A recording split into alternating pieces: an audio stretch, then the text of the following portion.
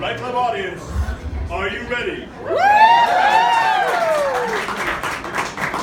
club writer, are you ready? I'm ready. Begin. It all started with a red dress, a bathtub in the woods, a pile of compost, and crumbs that made a trail all the way from her back door to the tub. The tub was filled with water, I might add, and stoked by a fire underneath it. The woman, we'll call her M, was a passive, people-pleasing movie star / ex-con. Every year when the crocuses started to burst their tiny heads above the ground, she came out from hibernation and wreaked havoc on anyone in her path. This year was no exception. He was writing his third novel, writing as Harley, not going to med school. He didn't practice law / dreamed of becoming a ballerina. Some called him a mensch. What a mensch, they'd say. But she called him, yes, she called him late for supper. She called him mud lover. She called him bursting at the seams. She called him everything you wished you'd done but didn't. For our purposes today, we'll call him Hank. M told Hank she was passionate beyond measure, desperate for attention, starving in the best possible way. All he wanted to do was stoke the fire under her tub and crawl in with her, to be enveloped by her like an atmosphere, showered in her secrets. He savored the crumbs she left behind her, the red dress that hugged her bones, the smell of compost that followed her wherever she went. She's out of my league, he said to himself, and she was.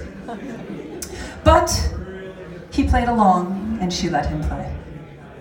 The truth is, the dress wasn't red. It was midnight blue. And to be honest, it wasn't even a dress, but people still paid to wear it. Today, it was her turn. He found her riding her horse / not really a horse down the middle of the street with a bag full of bones. It's true, she carried bones, human bones, from the people she left in her wake. She never left the bones behind, only the people.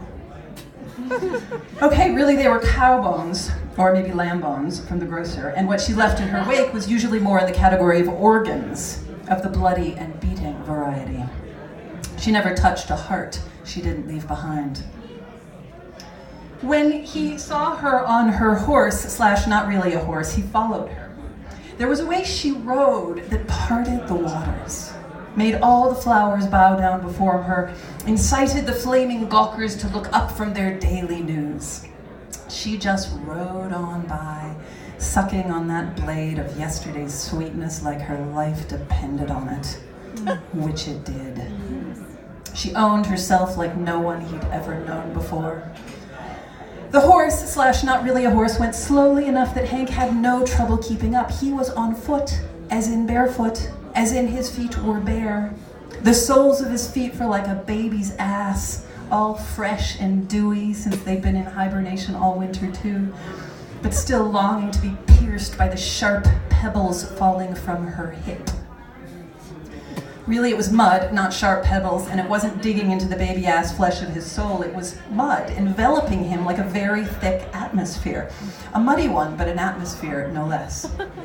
Ringlets of fire fell from her back, and glory bloomed from her hair. He dodged it all as it fell to the ground before him, which kept him on his toes, or flat on his face, as the case may be, as he prepared for the journey he didn't even know he was about to have. When suddenly the horse / not really a horse stopped, she turned and said, "Come here, Hank, let me show you something." He tried to step forward, but his feet didn't go.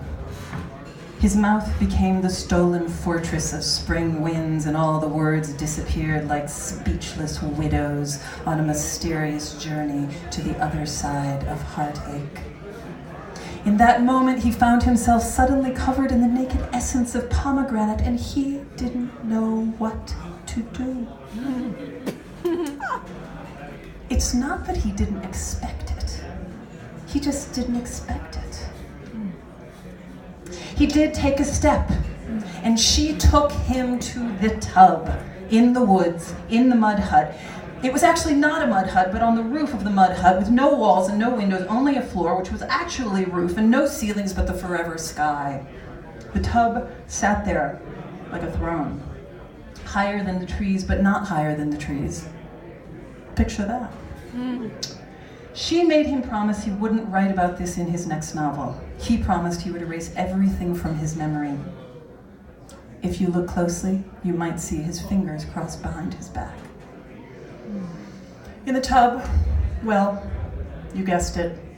The birds sang, the flowers burst forth, the sky broke out in chorus, the bunnies squealed and did what bunnies do, and they did it ferociously. Life was churning under the tub and around it, and inside it was exotic and wonderful, and the mud made more mud and more mud, and before long there was nothing to hold on to between the mud and the magic of the tub and the woods, the secrets it held, the stories it held, the unseen, unsung, finally singing all that was not yet into yes, singing it into bones.